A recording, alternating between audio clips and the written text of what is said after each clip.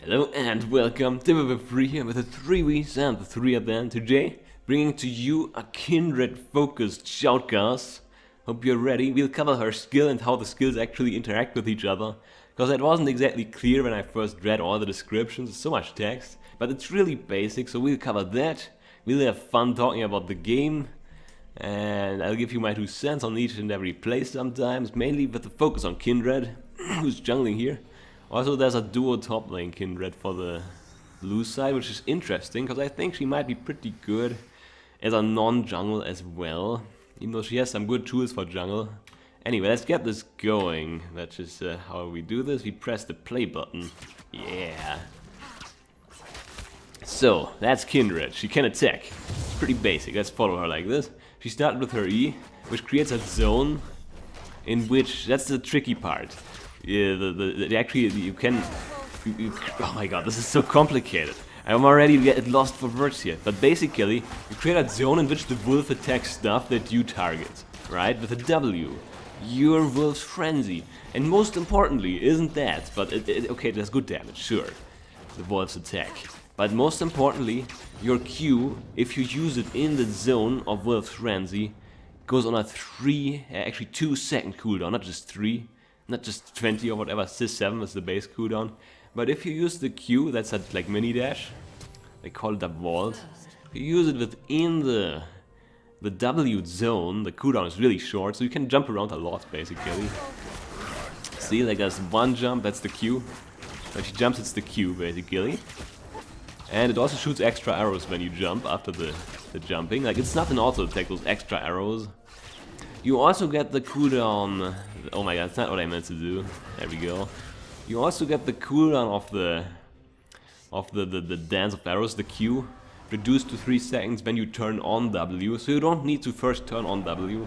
You can just dash with your dance of arrows, then turn on W to get that extra DPS from the wolf in the zone. And again, the trick is you have to stay in the zone to get the shorter cooldown on Q. So you sort of create a zone in which you have control, which is gonna be useful in teamfights later on.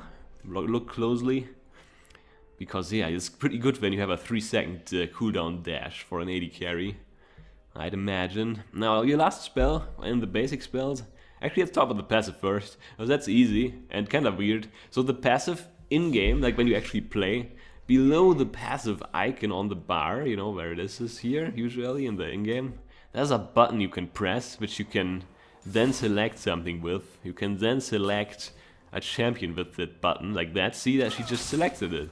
You press the button under her passive and then select this guy. And now it's selected. You can see now she has this guy marked, which means if a kill or assist comes out for Kindred on this guy, she'll get a permanent bonus. I'm not entirely sure what it was again. Now look at all these dashes though. And Yasuo fights her in the circle. That's the big mistake he's doing. Because this is why she gets so many jumps. And this thing does damage too, right? The wall, it's called a wall, the jump she has. Which is 75 damage right now. That's pretty good damage. Now anyway, the permanent bonus you get from... That doesn't explain here. That's just here. Their attacks deal 1.25% of the enemy's current health as bonus physical damage. So apparently for one completed task you get 1.25% of current health as bonus physical damage. That's pretty good. Like it's physical damage, so it's not magic damage. You still get some benefit out of going armor pen with that. Could go Brutalizer on her. I really think Brutalizer is strong on this patch. I just buffed it a bit. I mean I Brutalizer but Warrior enchant, because jungle gets the Warrior enchant. They buffed the Warrior enchant to have a massive amount of AD. And like compared to what's it called, the alternative, Devourer, they just nerfed it on the patch 5.19, which this is gonna be. So ranged champions only get the secondary auto attack, the ghost auto attack, every 4th attack. And the last patch 5.18, which is the tournament patch by the way for the worlds, they nerfed it to be 50 capped, like it peaks at 50 bonus on-hit magic damage, which compared to the Brutalizer at plus 45 AD, I don't know why you wouldn't go Brutalizer, because it gives you 45 AD right off the bat, plus the armor pen, plus the CDR. At least on Kindred. Let's hope this guy goes for Warrior enchant. We can't tell yet, but pretty sure that's what's gonna be happening here. Anyhow, secondary effect to the mark of the Kindred. Aside from marking champions, you periodically mark monsters on the minimap. I think maybe you saw earlier there was the headcrab was marked on the minimap. And that's not the circle on the ground there, that's a different effect. That's your E. Oh my goodness, this champion is pretty complex, isn't she? But yeah, so the E, that's a pretty basic spell, nothing hard about this one. It's just a slow, like it doesn't do damage at first. You select something, which she didn't do here, she used her smite to stun this. And actually you could use this on anything you want, monsters, champions. It has a solid radius like this around. It's a pretty solid radius, and you're gonna see it now maybe. No, there's no gank coming in. Actually there is. So I'm not sure what this is. What the fuck is the circle? I don't actually know. What? Let's give this a look again. I'm pretty sure this is... She just selected this guy probably. Yeah, she doesn't have it selected right now. This is interesting. This is the mark of the Kindred. Yeah, she targeted the units. Okay, that's the... You can see it around yourself for some reason. Okay, so that's exactly, she used the passive to mark the Yasuo. Now has more permanent damage. 3.75% of their current health. You get like a free brutalizer out of this girl. What is it called? It's not brutalizer. The other thing. Oh, nice frag mang, but I don't think she got the mark down. Not even sure what the cooldown is. Anyway, but you basically get a free... What? Oh my god, I forgot the name. Blade of the Ruined King. That's the thing you get for free with this champion. Even better if you get a couple of frags with your passive marking on the targets. Yeah, so that's cool. Now let's see the brutalizer come in, hopefully. Oh, okay, she goes Devourer for the on-hit. But again, they nerfed it so hard this patch. I do not exactly agree with this. Because they nerfed it so hard. Especially on ranged champions. Like last patch with the reduced value compared to Warrior, you just don't like really benefit from it more than Warrior overall. And then the one unique thing you get from the Devourer, the unstated Devourer part, it's also nerfed on this champ. But you know, it's not competitive. It's still okay, and the attack speed is good for clearing the jungle faster. So that's one thing I actually left out there. So, you know, that's the one thing that it got going. It got attack speed and a hefty amount of it. Anyhow, look at all this clearing speed, because you can just keep spamming the Dance of Arrows within the Wolf's Frenzy zone, which by the way lasts for quite a while, 8 seconds. So you have 8 seconds in which you can use the... Well, first you use the Dance of Arrows, right? Then you turn on the Wolf's Frenzy, so in 3 seconds you can use it again. Then you use it again, and there's still 5 seconds left on the Wolf's Frenzy zone. So you can use it like at least twice again. Because the next time you use it, the cooldown will be reduced, and then after it's over, the cooldown is still at like the reduced amount. So 1 second after it ended, you can use it again. And then Wolf's Frenzy is like nearly back up again. 6 second cooldown between your last dash and getting the Wolf's Frenzy back. Get more dashes. Funny looking jumps, let's call him that. Funny looking jumps. Heard it here first, guys and girls. Hope you enjoy, by the way. Just throwing it out there. Because that'd be cool. Anyways, look at this. There's a gank coming in. This is how you use the chicken buff, by the way. If you smite the chicken camp, you get that. Go away a bit, and if you don't get detected, you can gank again. But this person might just ward. Or maybe not. Actually, yeah, she wards. Pretty obvious call there. Anyway, now she has to leave her zone, so the wolf can't attack this thing. The wolf only attacks things outside of the zone if you're outside of the zone as well. But he wanted to stay in the zone to get his vault dashes. And I shot a cooldown.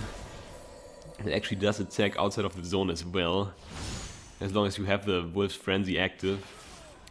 So yeah, like it's kind of weird though. It's not weird, but it still attacks. Like the Wolf's Frenzy wolf part still attacks even outside of the zone if you're also outside of the zone, basically. Just don't get the shorter cooldown on Q. Now, did I even mention what E does yet? No, I didn't. It's not that big of a deal though. You drop it on something, it's a slow, right? And then it's a bit like Gnar's passive thing, but not really at all. Like when you drop the E on some target and attack it 3 times with an auto attack. I think it's auto attack only. Yeah, it's attack the target. Yeah, the third attack will do massive damage, as it says here, based on maximum health plus a flat amount. So it's a percentage of the max health, not like your passive Mark of the Kindred stacks that have current health, but the E actually gives you max health stacks, not stacks, but it gives you max health damage after you attack 3 times on the slow target from Mounting Dread. You see those circles on the ground as well. Let's see if she's gonna use it. Mounting Dread, there it is. 1, 2, 3, tons of damage. And that's her ult. Kinda weird she used it there, but hey, let's explain that as well. So you drop on yourself or an ally a zone. As you saw a circle there, right? That zone, in that zone, you cannot die, but enemies can't either.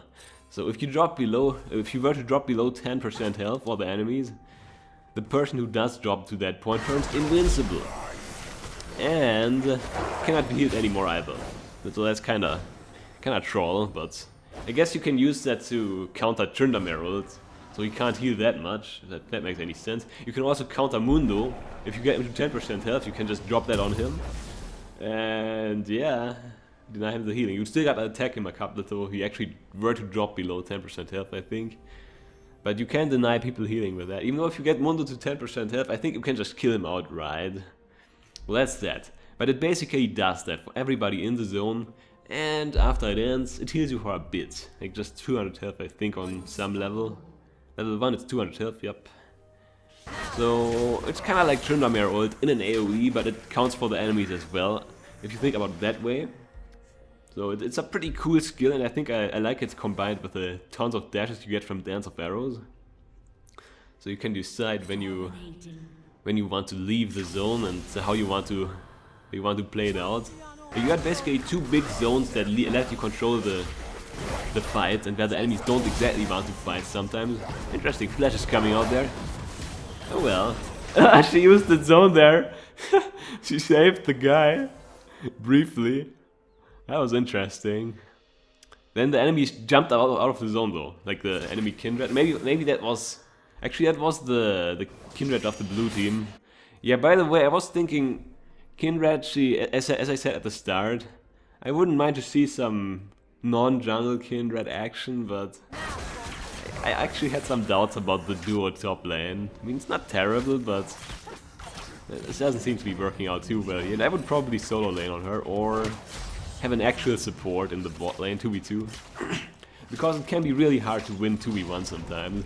Like, your support needs to know what they are doing, and the enemy champ needs to be somewhat not good at farming, just blind farming. Like, if you 2v1 into a farm champ, it's gonna be super boring, so... If anything, I would recommend the bot lane 2v2 or the 1v1 top lane on Kindred, if you don't want to jungle with her. So that's that. Anyway, there's the invade coming in. Not sure what popped this eye effect. And probably just a tower or something. Anyway, so let's actually commentate this a bit more. Notice how on the minimap we see something marked. That is probably counting for the head crab. So that would give the wolf some things. I don't even know how the wolf works actually. I think it does bonus damage when the wolf is hungering. You only get the stacking buff for killing marked champions that you select yourself. And what just happened there? Tower dives. Crazy stuff. This game is pretty one-sided at this point, eh? That's Kalista. She looks like Kindred though, if you go by color scheme. I'm confused a little there. Because even though this is the skin for Kindred, the initial one that Riot's bringing out, I like the basic one more. It's like, this is the basic skin, the blue one. It looks a bit like Championship Kalista. Oh my! Somebody got a kill. I don't even know how. Let's check this out. 15 seconds in the past. We are now... Ah, that's what's happening. Yeah, so Yasuo trying to bring the hard carry for the team. Trying to step it up. Now that he has some crits right down his belt, he's not exactly where he wants to be at though. Yeah, so you kind of want at least one full crit item plus that XP from whatever he's building, static ship. So he kind of wants to finish that before he gets super useful, and kind of out of position there. Happens to the best of us. Oh man, interesting hook, interesting. Mordekaiser not tanky enough yet, but maybe he is.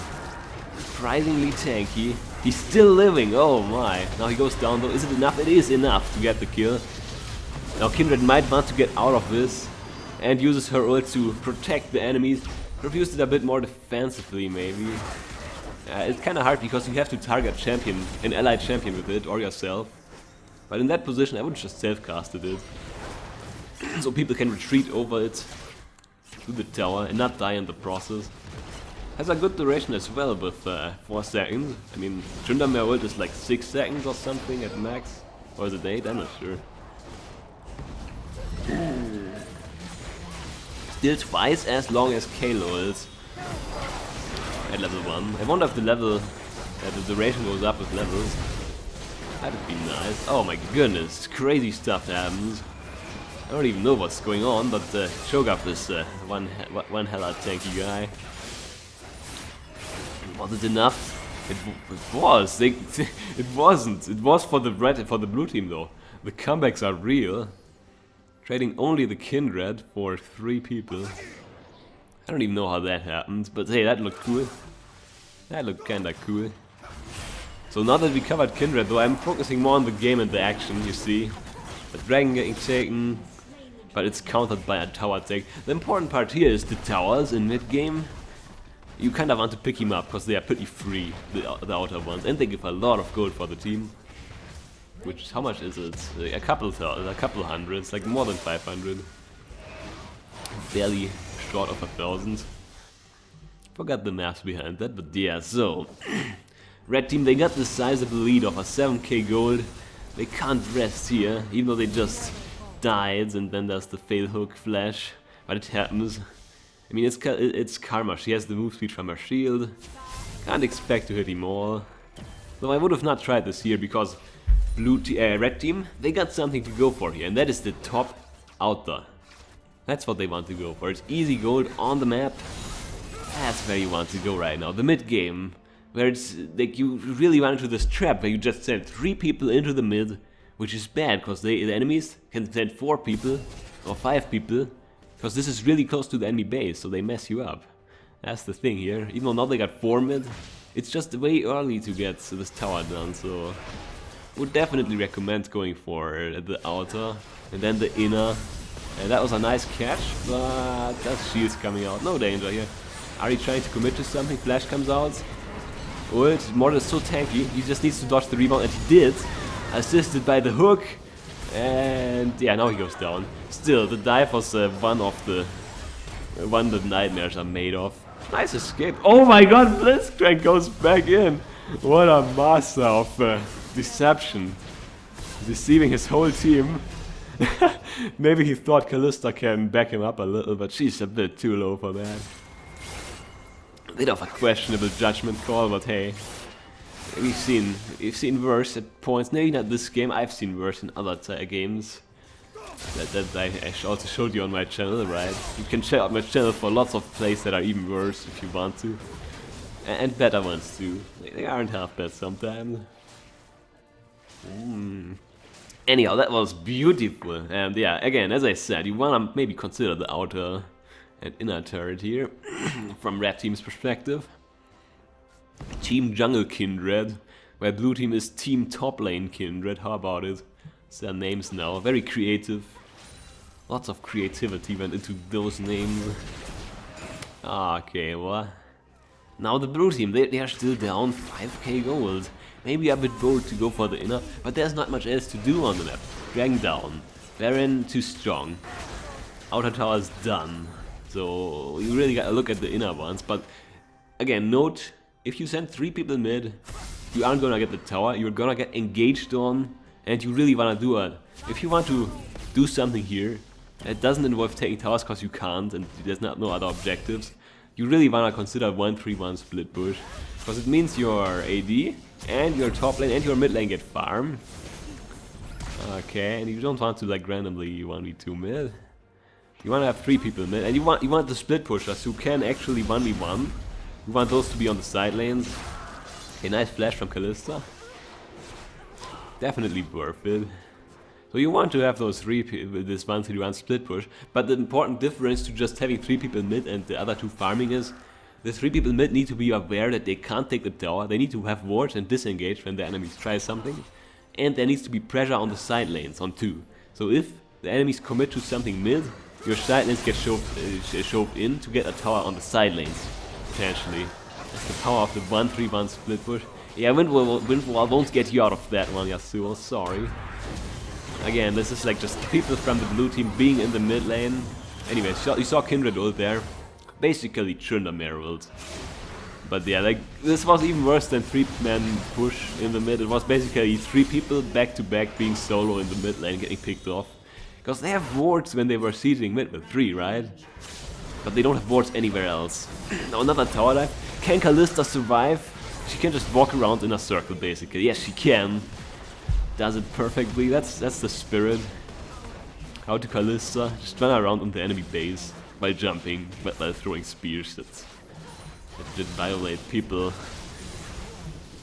till they're dead. I guess that makes sense. What's going on? Well, some black spike, weird. Oh well, it's fine now. Note how the game is progressing. Now the blue team, they got a good angle on the enemies. Obviously, this is the inner side of the blue team's base. There's respawns coming in, Karma, Nami. Kalista, I don't think she wants to go into that direction with the tower there, but she doesn't want to go toward the fountain either. So, might get a tower, a kill though. Yep, double kill. Wow, that was beautiful. It's just a question of numbers though. Like, they picked up 3 kills, but lost 4 in the process. Even with that beautiful double kill from Kalista, it's no way out.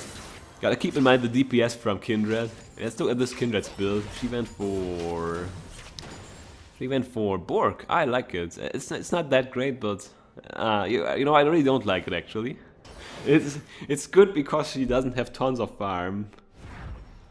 I would honestly just go full AD carry style on Kindred or Bruiser. If you solo top, get a level lead, then you can go Bruiser on her as well, because then you actually get tanky enough. Oh, interesting fight. Fights with 2 Kindreds in the mix are just incredibly hard to commentate because so much stuff going on with the ult, which just saves people. It saves both of them at once, basically. It was really just a waiting game till the Kindred ults both are over and then the guy who was stronger just wins it. Like, that's just how it is. Now, there was no Kindred ult available for that, and it's not like Mordekaiser is gonna die to a Kindred. A Kindred or 2. I mean, are they 2? I think they are 2 Kindreds because it's Lamp and Wolf, right? They are 2. And never alone. You saw the video, right? They're never alone. Oh man. Everybody shuns him. And the video was pretty base. But the champion looks fun. I like it. I'm gonna play her actually. I'm probably gonna main her a bit and then go like, oh my god, I can't play this champion and quit. The team fight Nami ult buying enough time to isolate a target. Karma move speed, AoE move speed going really in the favor of blue team here as well. Isolating another target. Now Blitzcrank, he got slowed by his own overdrive because it slows you at the end. So he just ended up solo as well. Really good use of utility from blue team. And double hits. Not even a chance to use Kindred ult. Okay, it wasn't up either. I look at the cooldowns and everything seems on cooldown. Wait, no, the cooldowns... The ult is now in the corner? What the fuck? So tiny. It was actually available. Anyway, so I like how this comeback is happening. And yeah, again, let's talk about the Kindred build. I like the Borg on her because it gives you the active for the move speed. And you have to move around between those 3-second cooldown jumps, right? So having the move speed is nice. Good catch with the bubble, but they don't have the damage to secure a kill. And more dies to Baron, okay. Bit disorderly executed. Yeah, they just didn't expect the people coming in, no ward coverage here. And they didn't expect that they can't just kill Ahri and Cho'Gath, but they are pretty tanky. Look at this build. What we got here? You can't see the items anymore on this interface, which is sad. No, you have to look at this now. I used to look at the items in this little dialogue down here. Oh well. Oh well, what are the items then? Where is Ahri? There she is. She's just tanky because she's at the 14. That's what's going on here. That's the power of the solo lane. This is one of the biggest problems the blue team has with the duo top lane.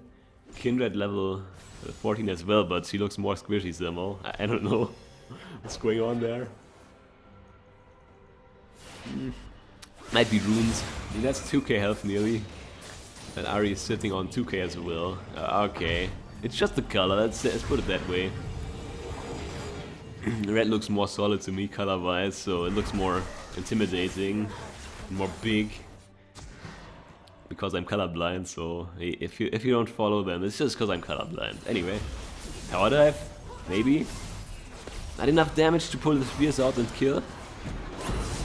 Now Nami making an appearance and a quick departure. Okay, now with Blitzcrank in the mix, there's no way that she can stay under tower. Slow comes out, enough to kill as well. Kindred also picked up on this. Oh, there was a trade. That was the enemy Kindred. I like how you got the Kindred spirit to do damage, but problem is it's still a 1v2. The Kindred spirit doesn't really count. Ahri for the killing blow. More like Blitzcrank actually, but Ahri just makes sure this is no big deal.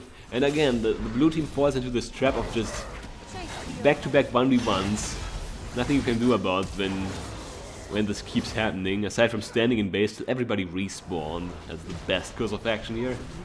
And it's okay to lose an inhib or two.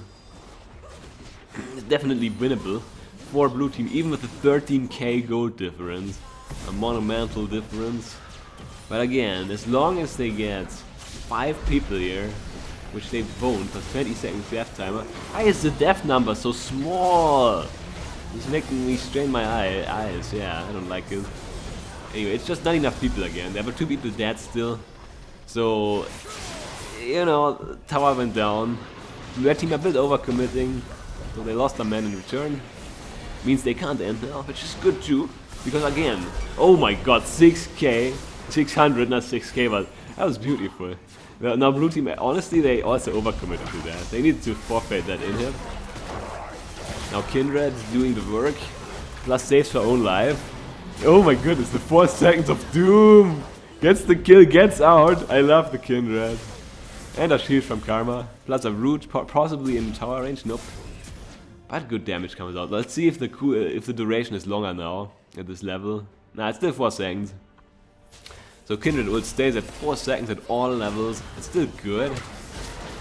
Okay, and the cleanup, 2 inhibs down. Dire situation, but only 12k gold difference. At this point, a 12k gold difference, it's about as good as a 6k gold difference at 30k baseline, and every team has 30k. That's still a pretty big difference. Pretty much a full item advantage for everyone. Well, like not everyone, but it's close to a full item advantage on most people. But it's not actually there yet. That's a pretty good point for blue team. Possibly, if they finish item breakpoints, they probably have a good shot. Get a fight going. Yeah, there's still unfinished items left and right for that team. Okay, Yasuo should be able to kill that, because Ahri used ult earlier, got the kill, solo kill. And stylish finish with the third strike of the Q. Oh boy, Blitzcrank, also pretty stylish. Now this is a pretty good Kindred ult, but not really, because it did absolutely nothing. I mean, it healed Mordekaiser for 200 and Blitzcrank as well. So, also Kindred got herself low in the process, because she's way more squishy than Mordekaiser, obviously. Yeah, and there comes the kill. Yep, okay. I have seen the lights to how to Kindred ult, and it's not like that. Not like this. No. Let's see. Any way out of this? Maybe. Oh yes, beautiful. Root from Karma. Putting herself into risk to save her ally. But it wasn't meant to be, because they needed to rotate to the top side together. with the Kalista cutting them off. Okay, so it's 4 people in the base defense game for blue team, landing a Su ult. That should be enough to pop the GA. And again, there's 1 person in base, 1 person on the way for red team. So it's just not a good time to fight for red team. And Shoutcast knows he doesn't need to die here. And there was one dead man as well on top, right? Because that happened as well in the middle of everything earlier. Kindred going down. So Ahri just ulted, which is really bad for blue team. I mean for red team. Of course she doesn't have it now. She's pretty much done now. Pretty donzo. Keep in mind, Kindred has a slow. Karma has a slow and a root. And I guess Blitzcrank the hero made that work out. Actually, yeah. 11k gold difference. The problem here really isn't the gold difference. It's all a numbers game. If you can get the numbers on the enemy team, you win a fight. If they actually try to get the same numbers as you, they might be able to brute force a tower here. So that's the winning condition that red team has to play towards too. Right now. Okay, or just getting picks and making the tower take easier. Nami cannot defend this on her own. 3 people dead for blue team. Yeah, this was just a strategic effort to pick off people by red team. And this should seal the deal now. Next tower is dead. Kindred uses ult soon, maybe. When will Kindred ult? She ults for self-defense. Good call. Good call. Has the wolf up. Jump around more. Gets Shoutcast ult though at the end of lumps the protection. I think that's what it's called. The Children of the Grave. No, that's a different ult. It's a different one. Yeah, it's Lamp Respite. Anyway, let's look at this get closed out in style. Ahri with the ult again. The cooldown on that goes down really low because they figured Kassadin gets his ult like every 12 seconds, every 15 seconds. Basically, 3 casts in a row. Might as well give Ahri something similar. 60-second ult. Cooldown for 3 dashes. If you think about Kassadin ult like Ahri ult, basically it's a 15-second cooldown for 3 dashes. Anyway. So that was the Kindred full game Shoutcast sort of explanation. Hope you enjoyed it. It was a good show, I think. And if you liked it, don't forget to rate, comment, subscribe, and like it or whatever it's called. Yeah, exactly. And come again and have a nice day now. Enjoy life. Fun things to do, like watch more of this tip of a free guy, or have fun outside and enjoy the fresh air. Still not winter yet, so maybe pretty bearable temperature outside. Anyway, see you again. Have a great day. I love you forever.